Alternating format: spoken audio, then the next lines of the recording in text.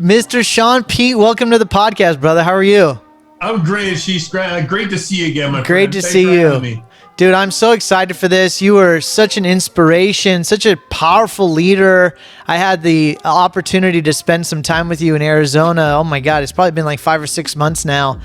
And we got to know each other there, and I've just been looking forward to this and riffing with you and learning so much from you. So thank you for being here. Likewise, man. I'm humbled. There are some world-class human beings on that trip, and Yes. You being one of them. So, like I said, I'm honored to be on here. Thank you.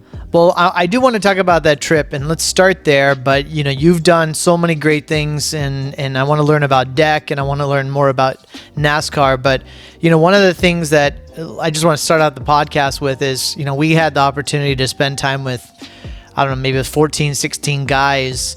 And really, we went out of our comfort zones. We did a trip hosted by Calder Cup back in October of last year, and we got to spend some time with complete strangers and do things that push us out of our comfort zone. And we got vulnerable, and we got really deep, and we were able to make relationships with people that we just met. And I think that one of the things that I learned from that trip, and we're going to touch on this with you, is that we're often taught as men to be guys. Right? And one of the things that I really experienced from that was no one was posturing. No one was really looking to be guys. Everyone was creating really safe space for guys to just be themselves and show up how they wanted. And I just want to really honor you specifically because as big and tough of a guy as you are, and you're in NASCAR and you do some really rugged, tough things, you got a heart of gold, and the way that you show up for people and the way you give feedback is just such a beautiful experience for me to share and call you a friend. So I'm just super excited for this conversation. Well, thank you. And I would echo your sentiments. I think Kyle does an amazing job of bringing together people, that have kind of the same ethos, right? And I think I always come out of those trips uplifted because you're around 14 other people that truly want to see you succeed. And, I think that's so different. So many of us are in this corporate landscape where it's just, survive, right? If that means stabbing someone in the back, trampling on someone. And what we need to start realizing is there's so much out there. There's enough for all of us. And if we just work together, we would all succeed, right? We talk about in our program all the time how, a rising tide lifts all ships. Mm-hmm. When the tide comes into the bay, all the boats in the harbor lift. Right. And there's just a unmistakable abundance mindset when you're around people like that. And we'll get into teams today, but it's one of the secrets, and a quote I live by is, from abundance, I took abundance, and still abundance remain. Yes. And what it means is just, like I said, if we would just support each other and lift each other up, we're all going to benefit by it. Well, let's talk about all of that, because I think what you're doing now is really special and really powerful. But let's get into a little bit about the background. You started in high-level hockey and then you fell into NASCAR. Tell us a little bit about that journey and what NASCAR has taught you. Absolutely. So I'm from Vancouver Island, British Columbia. Came to the States, played college hockey at Dartmouth, and set out in the minors and played 8 years. And I had a chance meeting with a fan in Greensboro, North Carolina. And simply because my dad had a garage on Vancouver Island, he said, when your dad comes down to visit, I'll take you on a tour. So sure enough, fast forward 2 months, my dad comes down to visit. We go on a tour of the race shops. And this was back when mechanics used to pit the race cars. And practice was going terrible, and the guy showing me around said, get the hockey player in here. And I was like, no, I'm just showing my dad around. I'm not interested in this. He was insistent, so I went, and I was about as fast as the guy who had done it for the last 5 years. And they said, they offered me a job, and I thought they were kidding around. So I went up to Albuquerque, New Mexico, and played the next year of hockey. And then sure enough, they called and they're like, no, we're serious. We want you to try this. And Ashish, I thought I would do it for a year. And throughout my entire life, the thing that's guided me is that I chase joy. If I think something's going to light me up, that's what I'm going to do, right? I went from Dartmouth to playing minor league hockey for $350 a week, right? I'm not, the only thing I'm going after is joy. And I thought it'd be fun. And that was 20 years ago. And so you were literally changing tires. What were you doing? Yeah, I was the guy that lifts the car up. So it's the jack man. So his job is the car comes down pit road at 55 miles an hour. You jump in front of it when it's about 10 feet away, and then the rest of the field is like inches off your heels, and then you have to lift a 3,500-pound race car with one stroke of the jack. So I tell people, if you want to know what it feels like to be a jack man, go out to the interstate, put your heels on the white line and turn your back to rush hour traffic and let it blow by you. And if that doesn't unnerve you, you have what it takes to be a NASCAR pit crew person. And were you just a natural, or you had to train for that unnervingness? I think I was such a bad hockey player that I had to work for anything I ever got playing hockey. And NASCAR was no different. And what was interesting, it's a set skill. You know, the car comes in and stops, so you do the exact same thing every time. So I just knew if I worked hard enough at it, I could get it. And I was a really quick study. And again, when I played hockey, I was going up against all these other amazing athletes. When I went to NASCAR, I was going up against a lot of guys that were more interested in being mechanics and stuff like that. So yeah, I laugh all the time. I tried for 17 years to get to the National Hockey League. I made it to NASCAR in like 6 weeks. Well, let's talk about the topic I'm most excited about with you is leadership and team. And so you've taken all these skills of NASCAR and building these 12-second teams, and you can talk a little bit about that, and really focusing on leadership and culture in organizations. And you've built this framework called DEC. Tell us about what DEC is all about and what you're up to. Yeah, so the long way around is my partner and I, Mike Metcalf, we were asked to take over the Chip Ganassi pit crew department back in 2013. And it was a pit crew department that was outside the top 30. And it was a dumpster fire inside a dumpster fire. Like, it was a mess. And so we come in and they're like, yeah, we want to compete with all these other teams in NASCAR, but we want you to do it with the most antiquated gym, the only pit road area that you can't practice in the rain, and we're going to give you half the budget. So the only way that we had a chance to compete is if we weaponized our culture. So we got very intentional about how we built our culture there. And in 2 years, we had 2 teams inside the top 10. So as that started to get going, another chance opportunity, Mike and I got to speak at the NFL Combine, and we weren't speakers.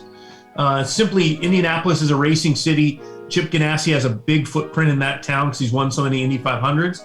So they sent us up there, and we did about 30 minutes, the first time I've ever been on stage, and it was horrendous. And at least we thought it was horrendous. And at the end, about 30 guys stuck around asking us questions, and we were leaving the convention hall, and a guy tracks us down the hallway, and he said, "Hey guys, I gotta say, I took more notes in your 30 minutes than I have the first 2 days of this conference." And we get into this really great talk, and at the end of it, I'm like, "Well, hey man, who are you with?" And he said, "I'm with the New England Patriots." And Ashish, it was right there. It was a light bulb moment. We were like, you know what? Maybe we have something to say to all teams. Yeah. And, we kept hearing people say, well, we want our teams to operate like a pit crew. We want our business to operate like a pit crew. And what's so funny is now that we're in the space, people think that means that we're going to come in and implement a process. But acting like a pit crew is elevating people over process. So what does this mean, to act and behave like a pit crew? It means to work succinctly, right? To work efficiently. And DEC leadership, we figured the way we turned it around was 4 things: diversity, efficiency, culture, and kindness. Those are the 4 horsemen of the American workplace. If you do those 4 things well, you have a chance to lead your category. But we miss one of them, or we miss 2 of them, or we think kindness doesn't matter. Kindness is weakness. We hear that all the time. So we felt like if we really pressed on those areas, So let's get into that. So diversity meaning what? Diversity. So we use a team acronym. So what we looked for was diversity of thought, diversity of experience, diversity of age, and diversity of motor. Right? Because what happened is when Mike and I were hired as pit crew coaches, we were just pit crew members, right? We'd never coached a day in our life. And what we realized, Mike and I are the smartest guys, but one thing we did realize is that we would not have the answers for everything. And the more diversity that we could bring to the table, the better chance we would have that someone would sit at the table with the key to unlock the answer that we didn't have, right? If we brought in a bunch of people that looked like us, agreed with us, went to the same school as us, there's no way we were going to put this team in the top 10. We just weren't. So diversity, and I think so many people struggle with diversity, right? So many people just think it's a color issue, and it's far deeper than that. So the way you think, I like that a lot. Yep. Yeah, and again, like for us, diversity isn't just wholeness; it's strength, right? Like if I were to ask you, have you ever had a 401k? No. You never. Well, you're a good man. But I get it. Most people do, right? Right. Are they diversified? I don't think so. No, they are. Like people diversify their 401ks to make them stronger. To make them stronger, right? Right. So again, it's understanding what diversity. We weaponize diversity, right? Like we realize that we could use diversity to our strength. And you know what's funny is we have the most racially diverse pit crew in the history of NASCAR. And what's interesting is we did not go after color. We had one recruiting criteria, and it was that we would put nothing above being a world-class human being. If you were that, we went after you. And it turns out that we have the most racially diverse pit crew in the history of NASCAR. That's just an effect of the cause. It's just an effect of the cause. And you know beautiful. What we're proud of is they're the only group that's ever won our sport's version of the Walter Payton Award. They give selflessly in the community. Like it's almost like being at one of Kyle's events. When you come to our building, and we have companies that come in and spend the day with the race team and do pit stops and all this stuff. They feel the energy, right? Like they feel, because it was brought together very intentionally, the people that are there and what we do. So, I mean, what I'm hearing basically is who's on the team is probably 10x more important than what those people can actually do. Absolutely. And I think, Ashish, you make a good point. I think this is where we run into problems a lot of times when we're hiring. Well, I think I 100% agree. Right? Like we are going to default to the industry veteran and overlook the person with a little bit of experience that has a ton of enthusiasm. Mike and I are betting on enthusiasm over aptitude any day, because when you do that, you bet on yourself as a coach, right? And so many, we're so worried that, this guy has 16 years of experience, right? Okay, well, that also comes with, a certain way of doing things, the disease of nostalgia. I've always done it this way, right? And I think that our willingness to bet on ourselves and go after people that showed, great energy coming through the door. I love being around those people. Well, I think it's a really big contrast to like the culture of like right seats, right people, right seats, which is you're focusing more on the right people and not just like, well, does this person have the job description or the resume to fit in that seat? I think the efficiency part is obvious, right? It's process, it's speed, it's timeliness, etc. Am I right? Yeah, absolutely. It's being willing to stretch your job title. Yes. Right. It's pit stops for a long time were stuck around 20 seconds. And my position, a jackman, used to just go up there and jack the car and just stand there. And it wasn't until someone looked at the film and was like, well, you have so much time, why don't you just pull the tire? Well, that wasn't his job. But the second he was like, you know what? I know it's not my job, but it helps the team. Pit stops dropped 4 more seconds, almost 25%. Right? So it's a great example that a lot of times, we get in these teams and companies and businesses and we just stay in our lane. Yeah, my job's done. The person at the desk next to me is going to work till midnight tonight. Imagine if I could just put 1 more hour in and then they could leave at the same time I do. Right? It's understanding not only working efficiently, but how we contribute to the whole to make it better. I love that. Culture. I mean, I think culture's I want you to speak to culture because I think you really hit this on the head, but culture can be a nebulous thing. Culture can be kumbaya. It could be, right? So you don't look at culture so kumbaya. I want you to get as specific as you can about what you feel or think about culture. Yeah, then I'll start at the beginning. And I think, culture starts with intention. I think one of the great sports stories of the last decade was the Chicago Cubs when they won the World Series, right? They hadn't won in 100 years. And that's not just a bad run. That's serious dysfunction. And I think everyone knows the story. Theo Epstein comes in. He's a baseball historian, and he writes The Cubs Way, which was written in 1954, only it was called The Dodgers Way. Right. And it basically outlines everything that's going to go on with the Cubs, and everything from how management would address each other all the way down to what foot you would hit second base with if you hit a triple. Everything. So everyone knows the story. The Cubs go on, win the World Series, and the press can't wait to get to Epstein, right? Hailing him as a hero. And they get to him and they're like, oh my God, you wrote The Cubs Way. How did you get everything right? And he laughed at him. And he said, I don't even think I got half the things right. But he said, what it created was intention within our organization, right? So January 1 in our building, or the first Monday of every January where we meet, we outline our expectations. Everything from what color belt you wear at the racetrack to what your Twitter avatar is to everything, right? Because I think a lot of us miss, think of these companies. Most companies just roll into January and it's just business as usual, right? Yet they still want to see their employees meet an expectation or exceed an expectation. That has sometimes not been clear. It's not being said. So we're very intentional about that. And then we understood, okay, we have half the budget to compete with these other teams. What we can't give them in money, we have to do a different way. And for that, we decided we would use purpose and perspective. And what we started doing is just valuing them. I think we talked out at Kyle's.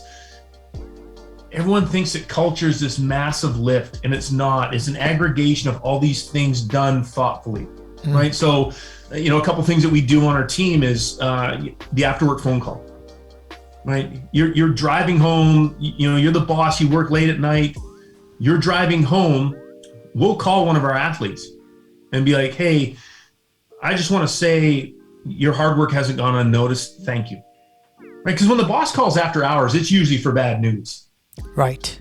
And when you hit people in unexpected ways, it affects them emotionally in a profound way. Right. Another thing we do, 5 minutes, when you fill out your questionnaire, when we onboard you, we have every significant date in your life.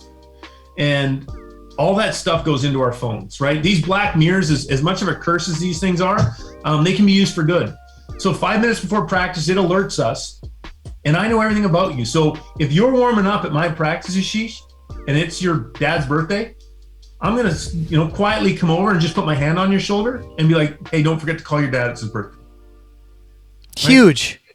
Right? Because you're showing investment in your people. Yeah, I love that. We had a guy, because anniversaries are obviously a big one. And we had a guy one night, he was out back, carrying tires and carrying on. And Mike and I are in the office. And I think Mike said, hey, hold on a second. Is that Milan out there? I'm like, yeah. And he's like, isn't it his anniversary? And I was like, yeah, I told him this morning. So we go back there and we're like, hey, dude, it's your anniversary today. And this guy's wife is nicknamed the Warden, right? Not a lady you want to disappoint. And he's like, no, it's not my anniversary. I'm like, yeah, it is. It's. He's like, well, what's the date? And I was like, it's February 8th or whatever it was. And this look of terror just comes over his face because it was his anniversary. And so we helped him get flowers and sent him on his way. But when you invest in people and you save them and allow them to be present for the life's big events, it's just a different level of concern, right? So we're like, okay, if we can do these couple things, maybe they'll stay for $10,000 less. Okay, well, let's do this then. And then we started including thanking wives with little things throughout the season. Yeah. It's much stickier. It is much stickier, and it's harder to leave, and just caring about people, right? Allowing them to come through the doors and actually listening to their opinions on what makes us better, right? Because now we not only value them as a person, we value their voice, right? So many companies, they want our work, they don't want our gift. If you start showing people that their gift matters to you and can help your company grow, well, then now they feel like they're part of, the machinery that's making this thing thrive. So when you come into companies and you're looking at a team and perhaps they're not performing at the highest level and you're starting to talk about all this, What are some of the common things that show up for companies? Like, oh my God, that sounds so amazing. Shaun, I want to do that. Or like, well, man, Shaun, that sounds like a lot of work, and I don't really like the three of those guys sitting on the other side of the table. So like, what shows up when you're like coming in with this philosophy to companies or leadership teams or what have you? I think the most striking to us is this. First of all, is the scarcity mindset. That there's only one corner office and there's only one C-level position and there's only right. I think that struck us the most off the start. I think ego has a massive thing to do with it, right? Like I think. And we've worked with some wonderful companies, and we've worked in with some companies that are like, wow, like this is dysfunction, and this is, I think you can put them on a path to go down. Yeah, I think. So do you mean that scarcity mindset in terms of like the team is competing against each other for something, or that they don't believe that we could actually perform at that level, or perhaps like I think it's too many egos? I think it's a little of both, Ashish. Yeah. I think it's not realizing that there's so much for all of us at the end, right? Like we said at the start, and it's instead of just doing good to do good, right? One interesting encounter we had. I won't say the company, but it was a guy who was right below the C-level, right? And he loved 12-second culture. We came in and presented. We're having dinner, and he kind of corners us, and he's like, "Guys, I love that. I'm here. I want to be a C-level this in the next year and a half. And how can you help me?" And I said, well, think about it for a second. If you want to be a CEO, what does the C in CEO stand for? Chief. Stands for chief, right? Okay.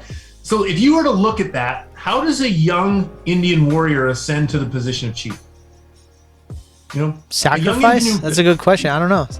A young Indian warrior sets out, and his only concern, or her concern, is to make sure the tribe is fed, is clothed, and is protected. Right. And they spend themselves selflessly to that end. And although their goal is not to become chief, because of their actions, they ascend to the position of chief, right? It's selflessness. That's what it is, right? That's so good. You look at a lot of these CEO positions in the country right now.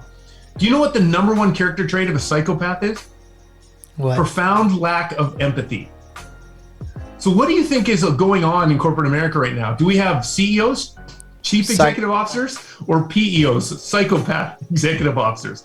It boils down to caring, and it doesn't matter if you're coaching a pit crew, a bank, or a business. It all boils down to inspiring human brilliance. And that starts with valuing people. And I think it's shocking that when we come into certain companies and you talk about kindness and people are blown away and you're like, what is going on? Well, one of the things, and I love that, and it really does speak to who you are and your upbringing and your personality. But like when you think about guys that are coming into NASCAR pit crews, and I don't want to sound like judgmental, but like you got rough upbringings, you got all these different types of characters, a lot of adrenaline, a lot of testosterone, and you're trying to manage this culture of collaboration and teamwork and oneness. Do you find that challenging? I mean, I can't imagine that's natural. No, I find it exciting. I think, what was interesting is when I first got into NASCAR, like I said, it was all mechanics. Right. Now, if you look at, our roster over the past bunch of years, we have a linebacker from the Pittsburgh Steelers. We have a linebacker from the Tennessee Titans, one from the Washington football team. We have an All-American baseball player.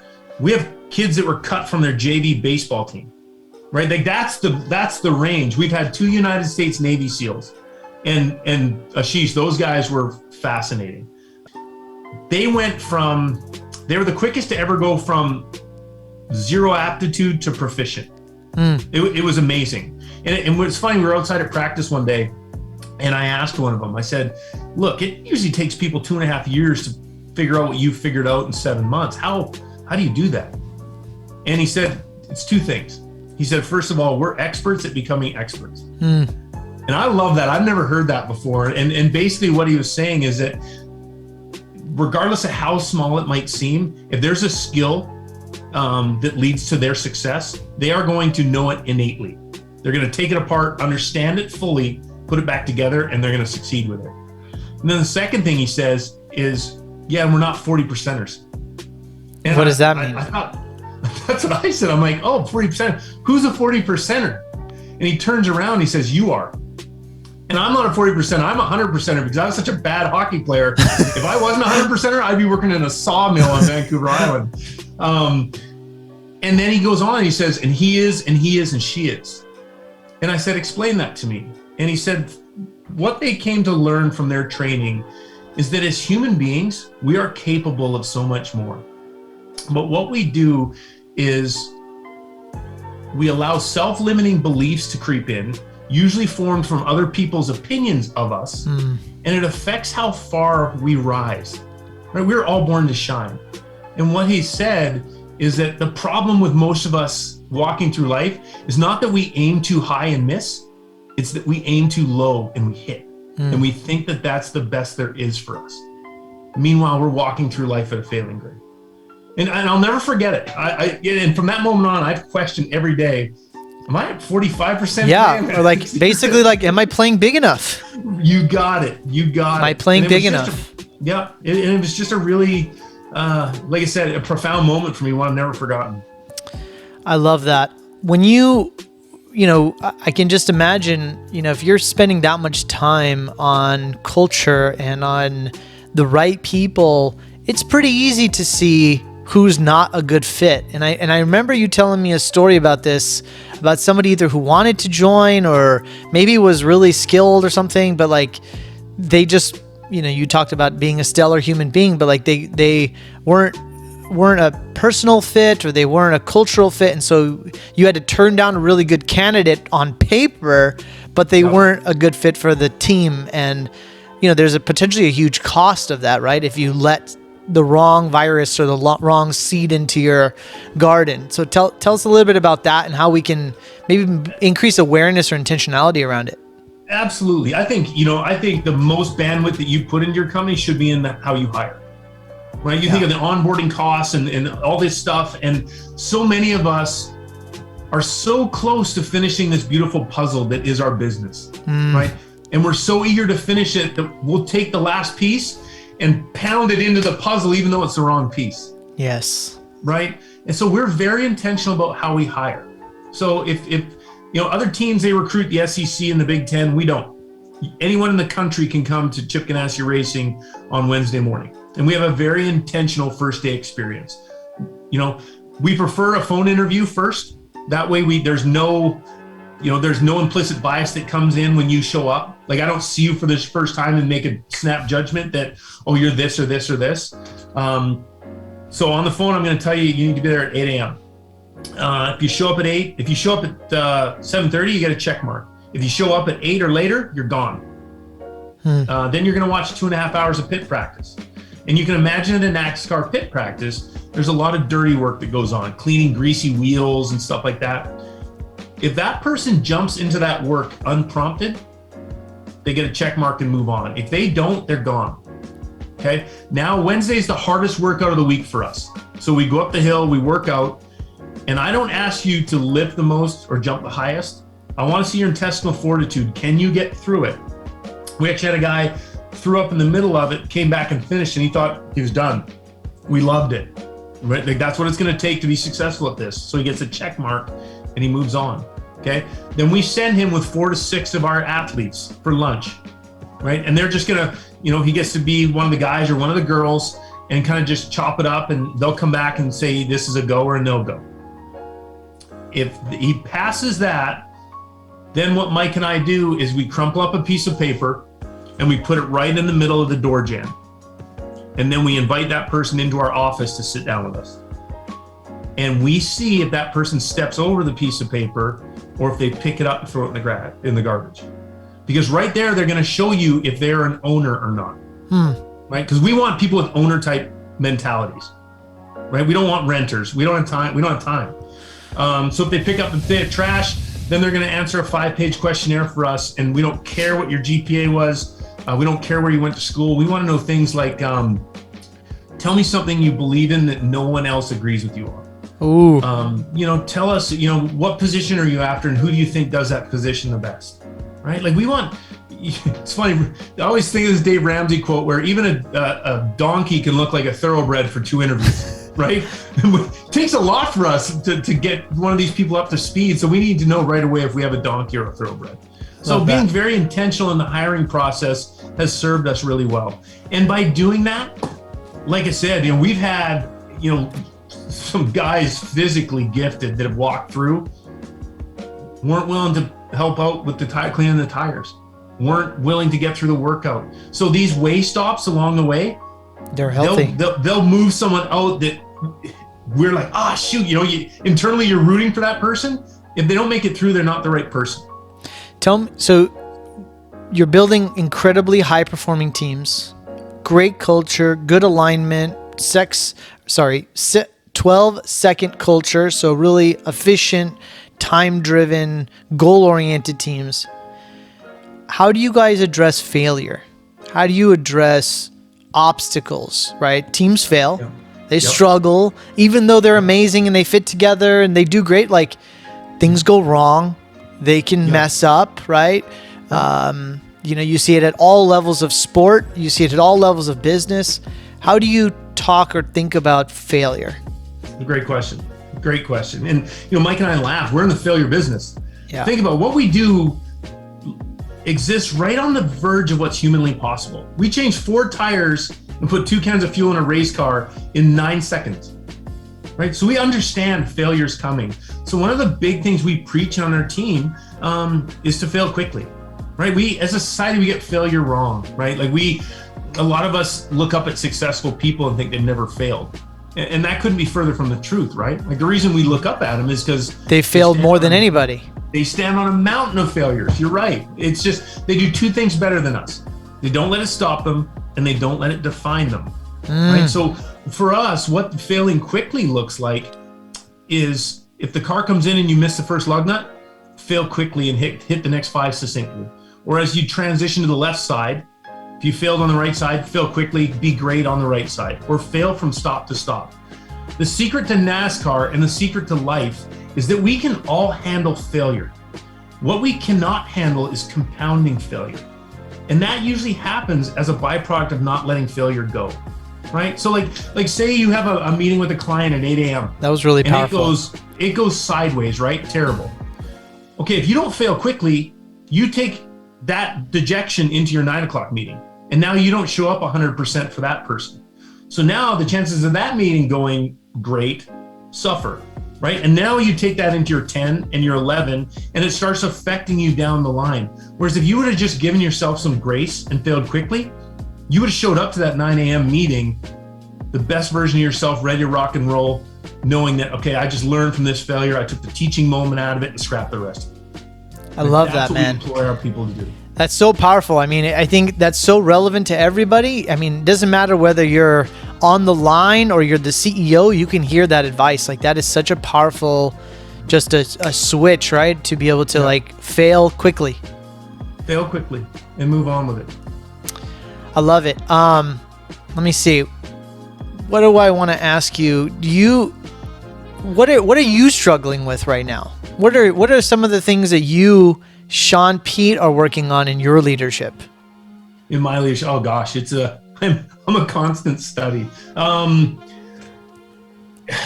think as we get busier, one thing that we preach is self-care is becoming more and more important. I think in this, I call it North American hustle culture because I'm Canadian and I want to. I think we've assigned that if something is easy, we assign no value to it, right? And one of the things that really helped Mike and I is as we started getting busier, and things it was just frenetic energy all day, people coming at you. And we were like, when do we think? Like, honestly, when do we give ourselves a chance to think? And the answer was we didn't. Right. We'd start at 6 a.m. and roll till 6:37 at night. And a lot of these companies, that's what's going on. It's Zoom calls starting at 6 a.m. and they're going till 8 at night. As human beings, we're not built for that. So what I really struggle with is making sure that I block off time just to think, right? Because the thing is, one of the things that we talk about all the time is vertical thinking. Pit stops used to be 1 minute and 30 seconds. They're 9 seconds now. Yeah. That is a product of, better tooling, but, being intentional about how we can, shave time off. And, if you think about vertical thinking, it's, so many of us come in and we think horizontal, right? Like what's the thing that most people do first thing Monday morning when they get to work? They open their email and look at their calendar. Look at their emails. The little number over your email box, right? That's it. So think of this, Ashish. You just had a great weekend, right? And imagine you come up with the greatest idea ever, okay? And you're ready to bring it to work. So Monday morning you come into work, and like you said, first thing you do is you look at the little number above your email inbox, right? And you go down the rabbit hole of answering those. And then you have a 9 a.m. meeting. And then you have another one at 10. You have a quick coffee break. You have one more meeting that takes you right up to lunchtime. Okay, go for lunch, insulin crash after lunch, 2 more meetings. You have to put out 2 fires before you know it, it's time to go home. So you didn't get to implement the greatest plan ever, right? So what do? You photocopy that and you bring it back, but it's a little bit lighter. But what's the first thing you do Tuesday morning? Same thing. You look at your emails, right? And then you have a couple meetings. Same deal, lunch, sideways before you end of Tuesday. You didn't get to implement the greatest plan ever. You photocopy it and you bring it back. It's a little bit lighter. And before you know it, the idea just fades away. And that's what is affecting so many of us, right? We're just in the grind. We're in the hamster wheel. We are, and we're not up leveling. All we're worried about is getting to Friday instead of getting to the top. And the reason is because we do not allow ourselves to think. Right? And great ideas, you don't find them at a desk. Yeah. You don't find them in a board meeting. You find those out walking, in the shower, when you're not thinking about them. But it comes with solitude and a concentrating mind, and that doesn't exist right now. That's what I struggle with is really making sure and being intentional that I have periods of time where it's one of the reasons I'm restoring an old grist mill that we were talking about there, 1800s grist mill. And the whole thing is when I go out there, I get my best ideas. And when it's built, I want companies to come there because it evokes simplicity. Beside the water falling over the dam or the water wheel or the fires crackling, like that's where ideas come from. I love it. As we wrap up, I want to ask you one final question and we can go wherever else you want to go. But for you, what does it mean to live a rich life? To live a rich life, I've been blessed. Let me answer it like this. When I went to Dartmouth, it's the first time I've been around extreme wealth like that. And I didn't grow up rich, but I grew up with a richness of life. I had wonderful parents. And it was funny because I met some, kids of some of the richest families in this country that were inherently miserable. And it blew the lid off the myth of money for me. It's like looking behind the curtain in The Wizard of Oz, right up the hop. And the rest of my life, ever since that moment, I've always chased joy.